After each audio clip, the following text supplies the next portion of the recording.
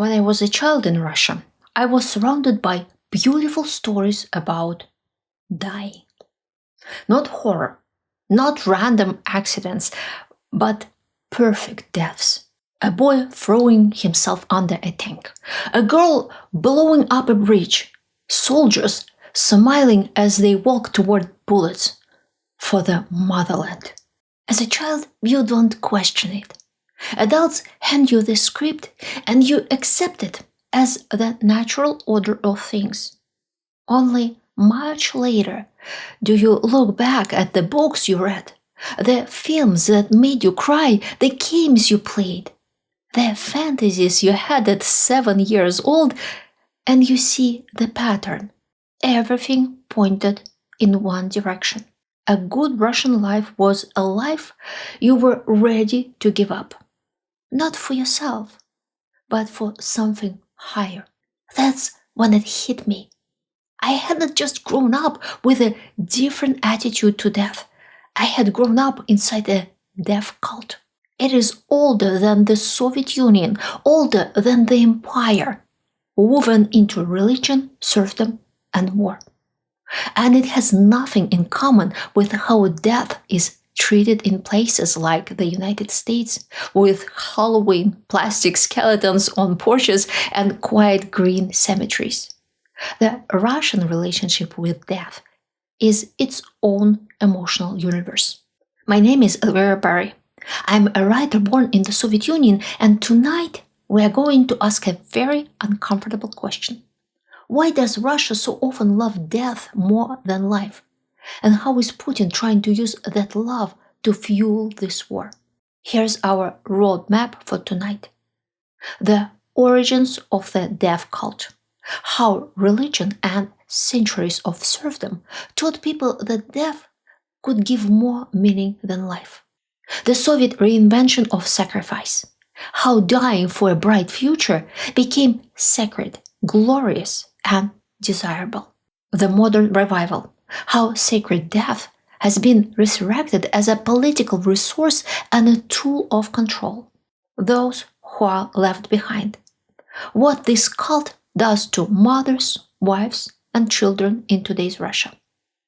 The real consequences. What happens when a centuries-old tradition meets low birth rates and a shrinking population, and why this death cult is finally beginning to fail. If independent, fearless analysis like this matters to you, please like, share, and subscribe, or support my work through the think tank, PayPal, or Super Thanks. That's what lets me talk about things Russia state media treats as sacred and untouchable. Let's start at the beginning, with the origins of this death cult. The origins of the death cult. In the West, death is often treated playfully. A skeleton dancing the macabre, a grim reaper with a scythe, or even a friendly character in books and films. But in Russia, the emotional code around death is entirely different.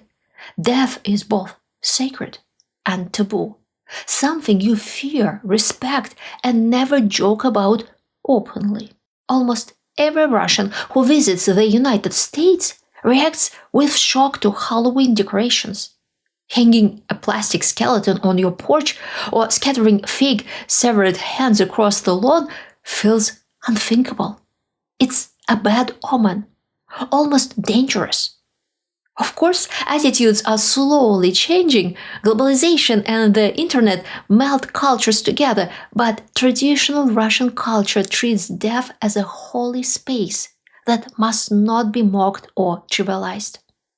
There's a Russian saying about the dead: one must speak either well or not at all, and it applies especially to family and people you know.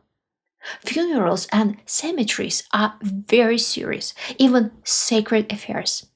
Families that struggle financially will still borrow money to ensure a proper burial with a grand headstone, a portrait, and an emotional inscription.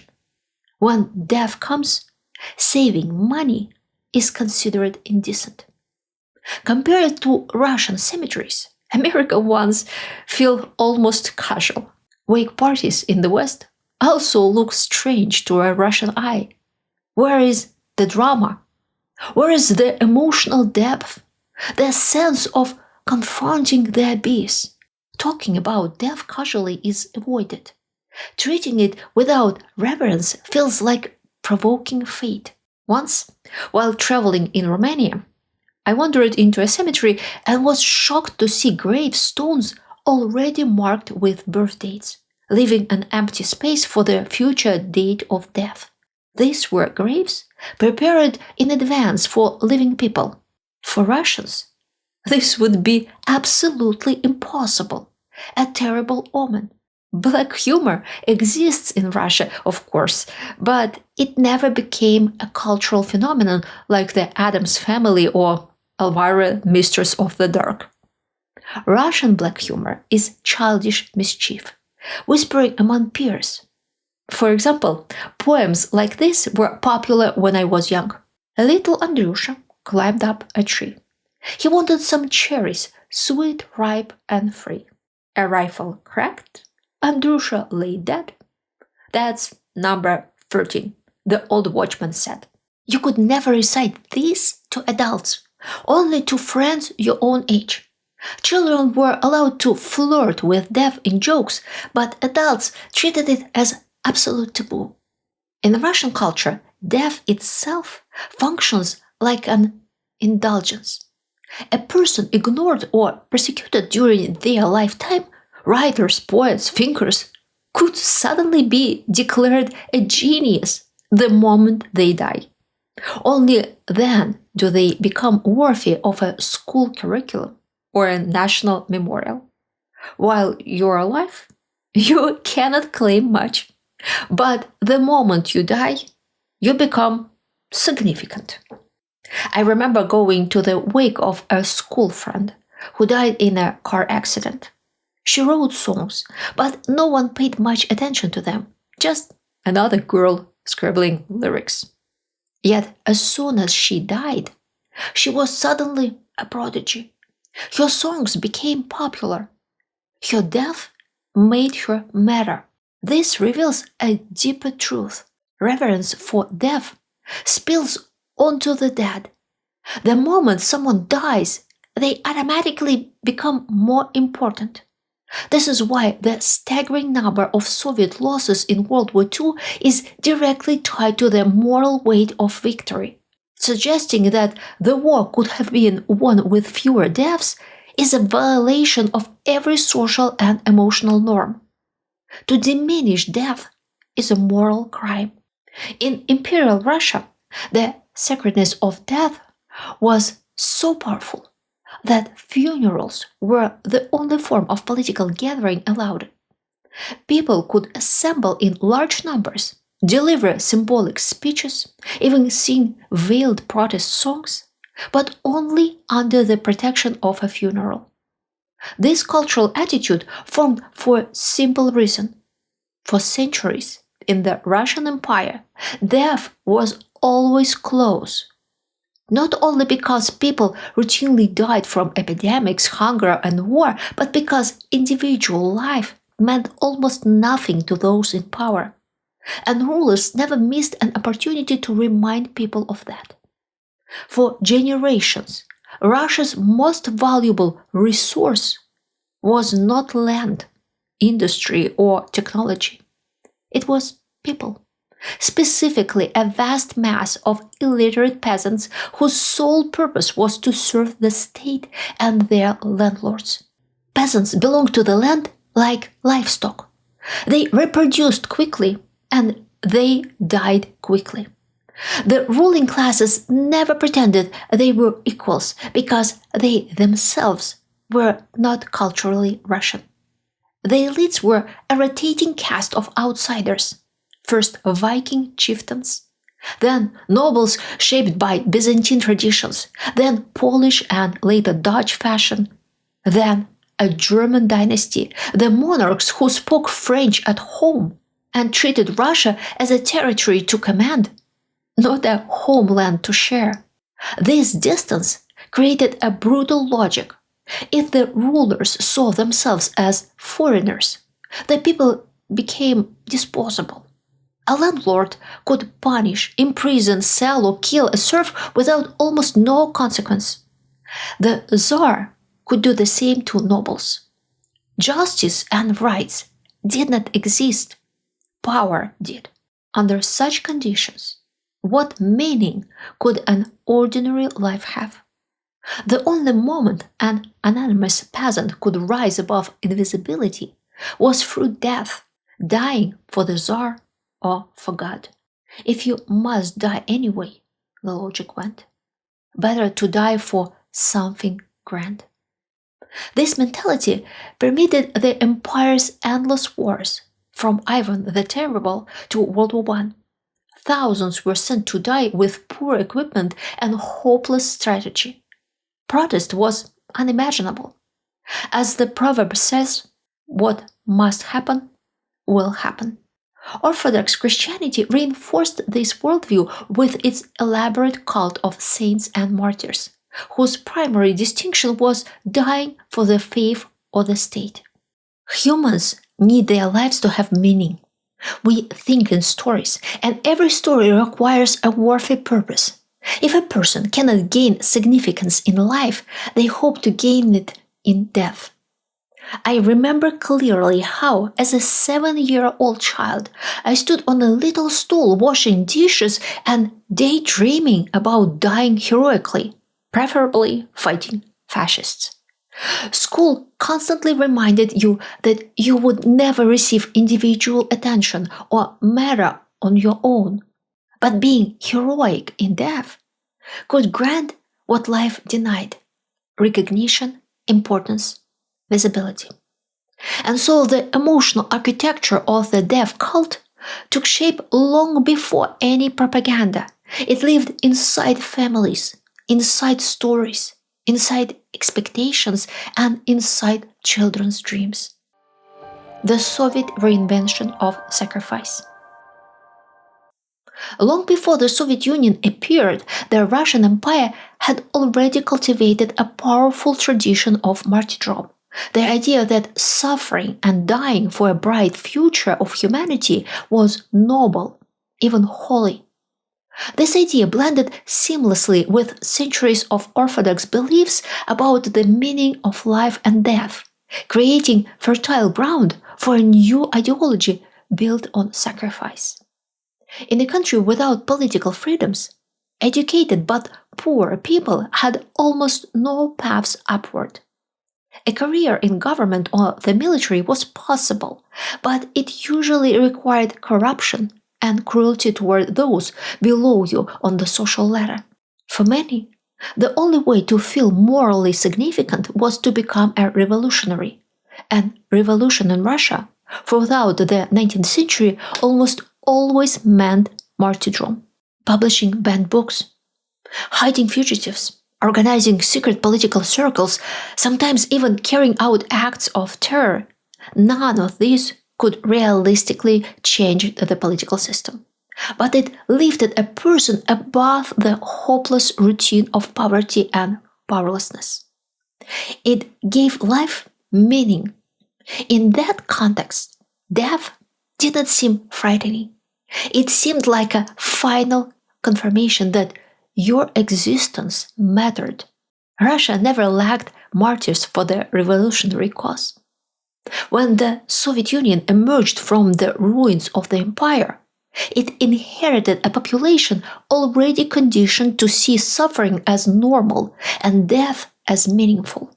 More than 80% of Soviet citizens were peasants, people for whom sacrifice was a centuries-old tradition. And the new ruling elite was made up of those same revolutionaries who had been imprisoned, exiled, and hunted under the Tsars. For them, dying for socialism was the highest virtue.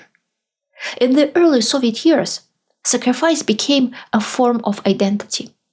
To be a new Soviet person meant dissolving your individuality into the collective, accepting that the state owned your body in labor, in punishment, and in war. Pop culture of the time was saturated with calls to self-sacrifice for the radiant communist future, a future no one could clearly describe. Newspapers were filled with appeals to struggle, overcome, and achieve victory. A life without struggle was declared vulgar and petty bourgeois. Citizens marched for Stalin, a leader they never saw except in retouched portraits hung in the offices and printed in magazines. At the same time, the population lived in constant fear. Everyone knew about the purges. Anyone could be arrested for anything. In my novel, The Prince of the Soviets, I describe this world through the eyes of a foreign journalist in Moscow. Repression was essential to regime stability. The Soviet state promised prosperity but delivered misery. Until the 1960s, when the USSR began selling oil to the West, living standards were abysmal. The question then was how to keep a terrorized, exploited society unified. The answer was simple: convince them that external enemies were far worse. The quote from Pravda, the main Soviet newspaper, on December 25, 1939, shows this perfectly. It claimed that England was plotting the scientific extermination of humanity, imagining oceans of corpses, gas-choked landscapes, and starving nations, all contrasted with Stalin, portrayed as the savior of mankind, leading humanity toward eternal happiness. Did people believe it?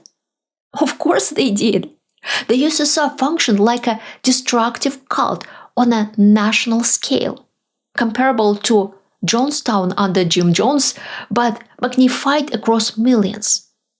Isolation from the outside world, absolute obedience to a leader, brutal practices designed to break resistance, a system of mutual surveillance and fear, and above all, an obsession with death. Like all destructive cults, the regime used death as a central organizing principle.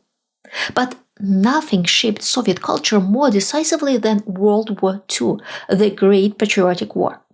It became the state's central myth. In that myth, personal life meant nothing. Heroic death meant everything. A soldier who survived by retreating was a traitor. A soldier who died charging a machine gun alone was a saint. The war scarred the entire country. Almost every family lost someone. Graves, medals, and stories of martyrdom surrounded every child. For a state that had long treated its citizens as expendable, the narrative of heroism provided a strange emotional compensation. At least the dead were honored. At least their suffering had meaning. The government elevated this psychology into full mythology. Films, monuments, textbooks, and children's literature all taught the same lesson. Dying for the state is the highest proof of worth. Soviet schools told stories of boy pioneers executed by Nazis, teenage scouts who blew themselves up to stop tanks, young martyrs whose deaths were portrayed as uplifting, almost beautiful. Children learned that death was a path to significance. This sacred relationship to death still shapes Russia today. To criticize the army is blasphemy because it desecrates the myth of the sacred dead. To discuss losses honestly is indecent because it strips death of meaning. To oppose war is immoral because war is where heroes are born. The Soviet Union did not invent Russia's death cult, but it perfected it.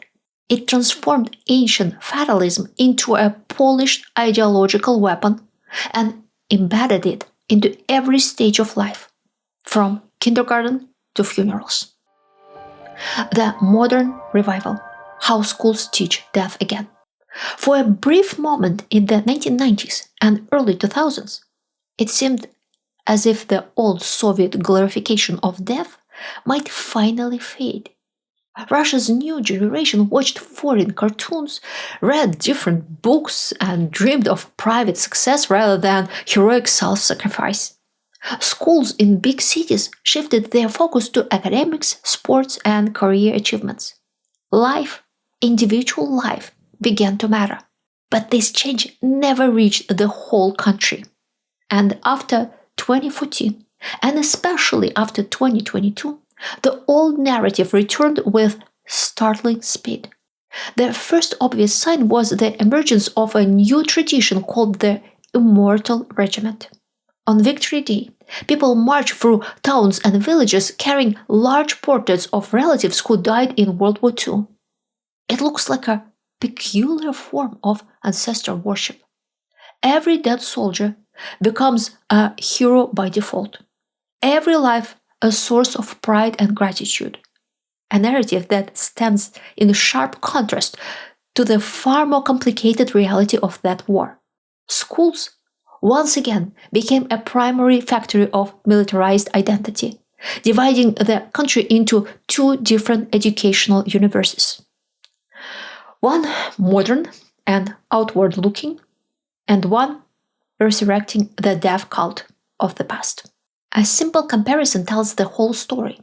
Open the social media page of school number 1 in the depressed provincial town of Yurivets. The first thing you see is not academics, not sports, not creative clubs, but children being trained to handle weapons. Scroll down, and you find warnings about diversion recruitment and manuals explaining how to prevent school children from being manipulated into sabotage. The message is clear. Danger surrounds you. The state needs you. You must be vigilant. You must be ready.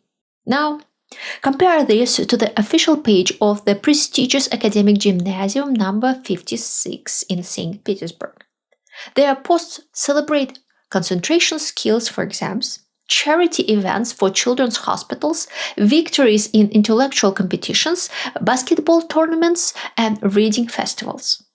Military training, though formally required everywhere, is reframed as a school-wide celebration of spirit and healthy lifestyle, with an athlete, not a soldier, on the emblem. What we are witnessing is a deliberate division of society into two classes: people of the first sort and people of the second sort. One group will rule, while the other will give everything they have, even their lives, to ensure the first group lives well. The purpose of school propaganda today is exactly the same as it was in my childhood: to shape those in the second sort, so that they obey orders without payment, without hesitation, simply because they are told to, and to make them believe that this obedience is the very meaning of their lives. Those who are left behind. In Putin's Russia, there is no coherent ideology promising a radiant future. Because of that, the modern death cult is far weaker than the one that existed under Stalin, when the dream of communism functioned as a kind of earthly paradise. The same utopian promise humanity has chased for centuries, from medieval religious communes to socialist experiments led by fanatics. But even without a grand vision, the logic of sacrifice has not disappeared. It has simply changed shape. Before the internet, it was still possible to maintain the illusion that the ruling class was a caste of priests, wise, noble, and incorruptible. Today, even the least educated Russians know the truth. Corruption is everywhere, and officials expose themselves constantly. Their luxury clothes, watches, and vacations leak online, sometimes through their own pride. Even those who avoid social media reveal everything the moment they step into public, wearing items worth far more than their official salaries. In such a world, it becomes hard to ask people to sacrifice just because. That is why the Patriotic calls to defend the motherland during the invasion of Ukraine were immediately backed by large financial rewards. This changed the traditional death cult. No one charges into battle shouting, "For Putin" or "For United Russia." The motivations are pragmatic. Lift the family out of poverty, pay off debts, give children a better future, or finally prove to relatives that you are a real man capable of providing. Western observers were shocked to see wives and mothers encouraging their men to enlist, essentially sending them to the meat grinder, as the internet says. But this reaction is a predictable result of staggering naivety and extremely low access to education in the humanities. In small towns, where salaries barely cover groceries and parents work themselves to exhaustion, there is no time for reflection. Reading, learning, questioning, these are luxuries. When the state offers a ready-made explanation that flatters your identity and promises dignity, you accept it. It feels safe. People who see themselves as simple and therefore good rarely expect betrayal. They believe that if they have followed every rule and lived humbly, the state will treat them fairly. Imagining the opposite is terrifying. Like, as one researcher put it, guessing all the letters, but being unable to say the final word. Inside this worldview, families of soldiers develop a set of expectations. They are told that the heroes of the special military operation are the new elite. They believe they will receive not only financial benefits, but also higher social status, respect, gratitude, and admiration. But reality is different. Those who oppose the war may stay quiet, yet they do not respect the men who went to Ukraine to kill and loot. Those who support the war often dislike them as well, because these soldiers come from the disfranchised layers of society. And in places where everyone is poor, sudden wealth, a new car, a renovated house, breeds resentment. Officials are trapped. Tradition demands that death be honored, so they must show respect to the families of the fallen. But they cannot allow these families to unite or formulate political demands. Still, something unprecedented is happening. Female relatives of dead soldiers are daring to ask difficult questions and insist on respect. They avoid questioning why the war started or why their loved ones had to die. Publicly, they declare unconditional trust in Putin. But the fact remains, the authorities must speak to them. Several years ago, this would have been unthinkable. The demands are modest, better upkeep of graves, more dignified memorials. Yet they have a voice. In a country where open dissent leads to prison, these women are the only group with moral permission to speak. Their grief is sacred, and that sacredness protects them. They cannot be accused of treason for asking why their sons were buried in flooded pits or why bodies were never returned. This loophole is small, but real, and it is widening. Political scientist Ekaterina Schulman has noted that returning soldiers are unlikely to become a political force. Many will be controlled by the state or incapacitated by injuries and trauma. But their families, mothers, wives, and widows, may become the actors to watch. They are healthier, more numerous, and increasingly aware of their moral leverage. If change comes from within, it may begin here, not with the soldiers themselves, but with those who were left behind. The real consequences. The traditional Russian attitude toward death was forged in an era when population seemed infinite. Serf communities could lose thousands of men to war, disease, and famine, and still recover within a generation. That demographic reality made the death cult not only possible, but functional. It allowed the state to fight endless wars without collapsing. But that era is long over. The last generation of high fertility Russians was born more than 100 years ago. Their children died on the battlefields of World War II. Their grandchildren are now elderly. Modern Russia faces low birth rates, shrinking towns, aging villages, and a rapidly thinning male population. Yet the state still behaves as if the supply of expendable bodies is limitless. It is not. Before the death cult fails morally, it fails mathematically. Entire villages have lost most of their men. Communities without working-age males cannot support themselves. Families shattered by loss cannot remain politically passive forever. Propaganda collapses when the number of fresh graves grows faster than the narratives meant to justify them. Local officials cannot hide the swelling ranks of widows and fatherless children behind patriotic slogans indefinitely. Russia built its power on people who accepted dying. But the era of limitless sacrifice is ending.